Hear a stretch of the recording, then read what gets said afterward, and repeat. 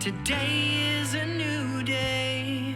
What if you shared a name with the most famous man in the world? Well, this new documentary, The Other Fellow, showcases the lives of real men around the globe named James Bond. Here in Central Texas, there is an entire family of 4 generations named James Bond. And during the Austin Film Festival, I sat down with the director of the doc and one of Austin's Bond, James Bond. Take a look. Good morning to you guys. Thank you for having me here today. Good morning. Thank you for having us. Okay, so James Bond, the original movies, is celebrating 60 years this October. And what's really cool is that The Other Fellow is premiering right here in Austin, where we have a family of James Bonds living amongst us. Super, super neat.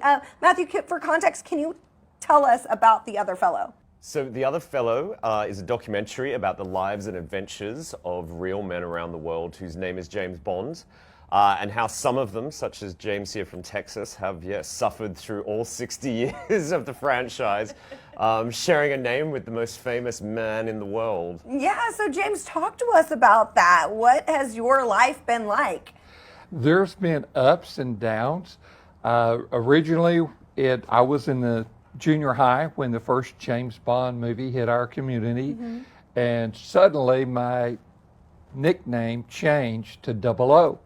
So that part of it was good. I was able to get through school not putting a correct heading on my papers. I would just put 007. So that part was kind of nice. Yeah. There were difficult times as I continued to grow up. For one thing, when you have a name that nobody forgets, all your mistakes are amplified. Oh, no. So if you're in any type of customer service, and they'll say, well, who messed up or who did this? Well, it was James Bond. Instead of it was a short guy or I don't remember the guy's name. Everybody remembers your name when you're James Bond. So what made you decide to pass on the name James Bond to multiple generations? Well, my father is a James Bond, born in 1925, and he named me James, and I have a different middle name, so I named my son James Bond with a different middle name, and my grandson is also a James Bond with a different middle name. So the tradition of having a James Bond in each generation holds, but my dad didn't want to name me James Lee Bond II. He didn't want me to be called Junior. So well, you got an even cooler nickname out of it, 007 for 00 short. works. Matthew, when doing this documentary, how many James Bonds did you interview?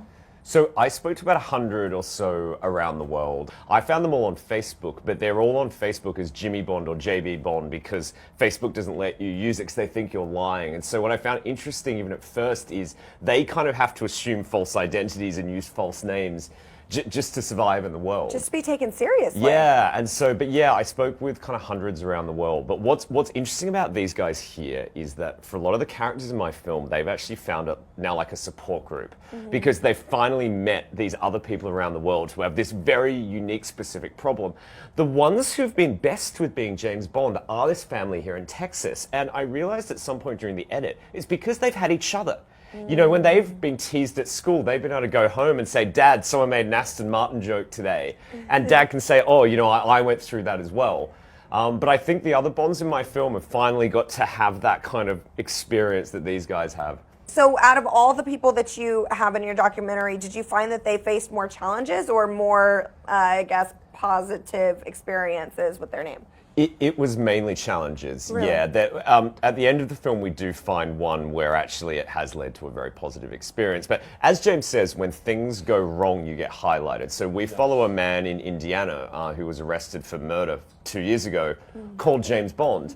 And of course, you know, he's on the front page of the newspaper and he's the #1 story in the news. Yeah. You know, and it's definitely because of James Bond arrested for murder.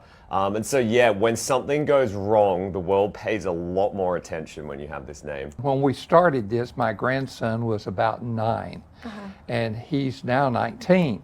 So it's been a progressive thing. So because of these challenges, do you think that he will then pass on the name to his future children? I think he will. Okay. I think he will. But the thing of it is he's gotten a lot of mileage out of it too in some ways. Sometimes it opens doors.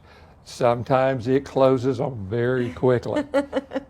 So the pendulum kind of swings Right, both ways. both ways. Got it. You'll learn who and when to use it. Okay, and something tells me you've given him a lesson or two, starting at a have. very young age. Well, I think his father has, because his father, we went by his middle name growing up till he got to junior high.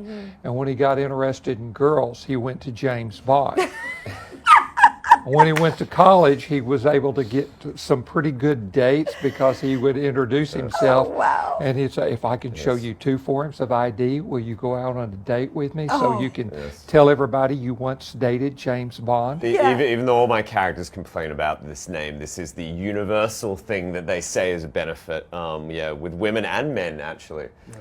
Did they say that they ever used the line, "I'm James Bond"? Most of them like to say that they don't need to. Oh. Do you know what I mean? They like to say, I don't need to go that far. I'm good enough as it is. Yeah. How does he say, James Bond? Yeah, James. Yeah, James Bond. No, Bond, James Bond. There you go. Yeah, yes. Sure. I mean, I at first thought that this was going to be just a funny film about Aston Martin jokes and that kind of thing. But we did. This film does have some spoilers in it, and you've seen the film, James, and I can't really ruin it, but we found one story in England that actually did have incredible dramatic depth and kind of trauma to it, and actually something quite amazing sort of ended up happening. And we found one character whose story was the complete kind of inverse of everyone else's experiences. So I'm slightly dancing around things here. But definitely the most surprising part for me was I spoke to all these different men around the world, and they all told me this one story which is cut together in the film.